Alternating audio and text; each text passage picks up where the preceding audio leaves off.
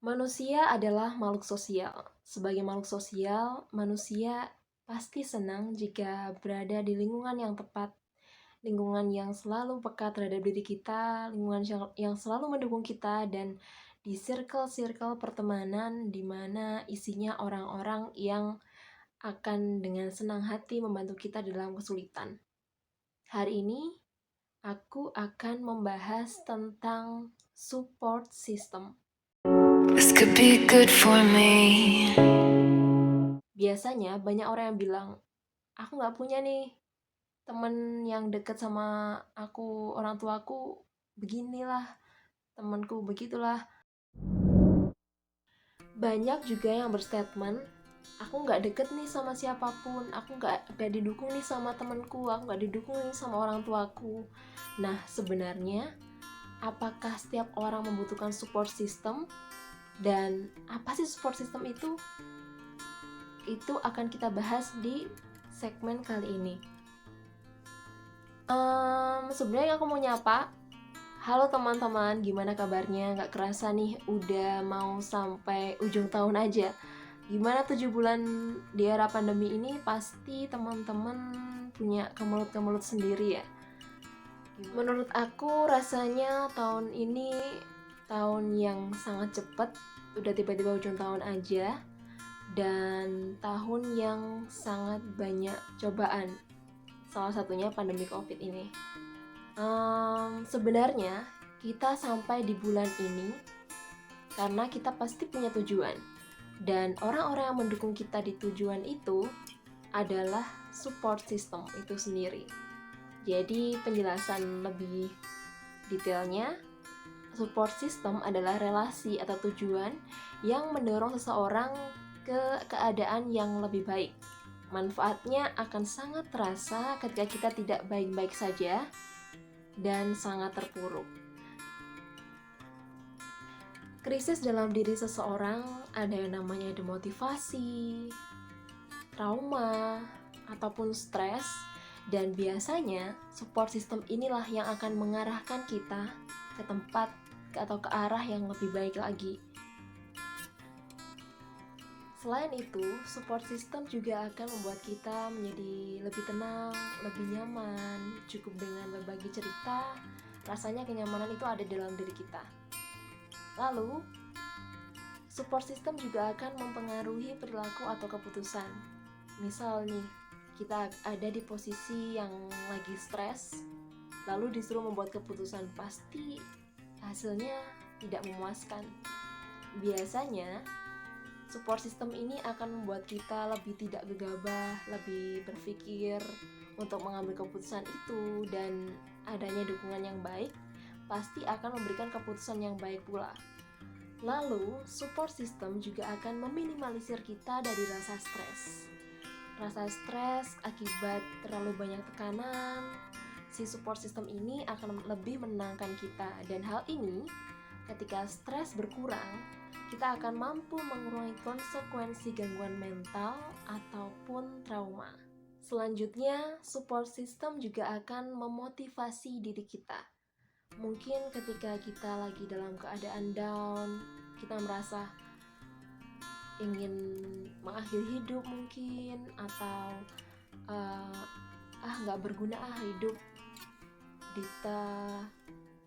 begini-begini aja, misal kayak gitu.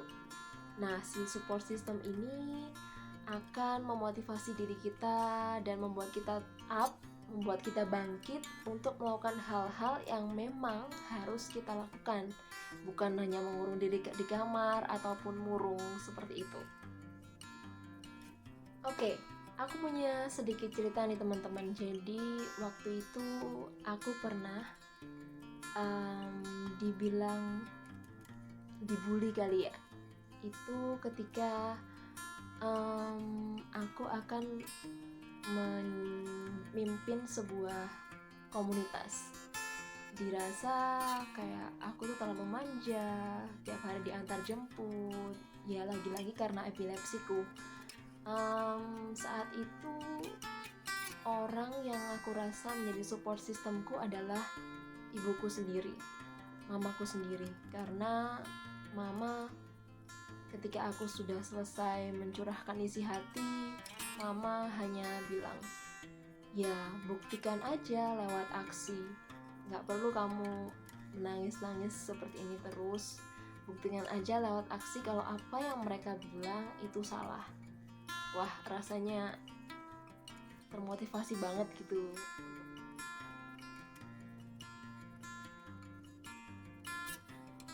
Nah, memang teman-teman, biasanya yang menjadi support system itu adalah orang-orang terdekat kita, teman dekat kita, saudara kita, orang tua kita.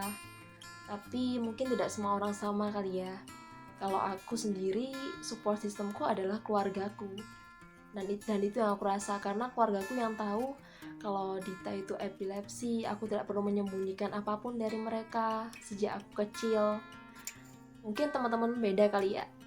Siapa sih support system dari teman-teman? Mungkin bisa ditulis di kolom komentar dan diceritakan hal-hal apa yang pernah terjadi yang unik gitu. Kadang juga begini, kita punya circle pertemanan pertama itu sahabat-sahabat yang dekat dengan kita. Tapi ketika sudah menikah, ketika sudah punya anak, apa yang kita bayangkan, semisal kita akan mencurahkan isi hati kita ke mereka, akan curhat ke mereka, ternyata ekspektasi kita salah. Mereka sudah tidak seperti dulu lagi, mereka tidak seperti dulu, mereka sudah sibuk dengan apa yang urusan mereka sekarang, dan itu ya harus kita lalui. Caranya mungkin dengan membuat circle pertemanan yang baru, circle pertemanan yang tepat, yang ada sekarang. Tapi ketika kita membuat circle pertemanan yang baru, kita juga jangan terlalu disibukkan sampai-sampai kita lupa dengan orang-orang sekitar kita sampai lupa dengan orang-orang yang ada di sekeliling kita, yang selalu mensupport kita, karena mereka lah kita bisa bertahan sampai sekarang. Jadi orang-orang di sekitar kita juga harus kita hargai. So teman-teman, pandemi ini juga mengajarkanku untuk lebih merefleksikan lagi kedekatan dengan keluarga, dengan sahabat-sahabat lama yang mungkin jarang ketemu sebelumnya, dan juga untuk mengulik lagi apa sih tujuan hidup kita, untuk siapa kita bekerja, untuk siapa kita melanjutkan usaha dan upaya, serta kenapa kita punya alasan di situasi hari ini kita tetap bisa hidup dalam keadaan tidak nyaman. Di era pandemi ini juga, kita juga bisa menjadi support system untuk orang lain. Jangan bayanginnya cuma kita disupport, tapi kita juga harus mensupport orang lain juga. Nah, oke teman-teman, terima kasih sudah nonton Dita Royani Channel. Terima kasih atas supportnya, support terus YouTube ini dengan cara like, komen, dan subscribe. Dan sekali lagi terima kasih untuk yang sudah menonton. Bye.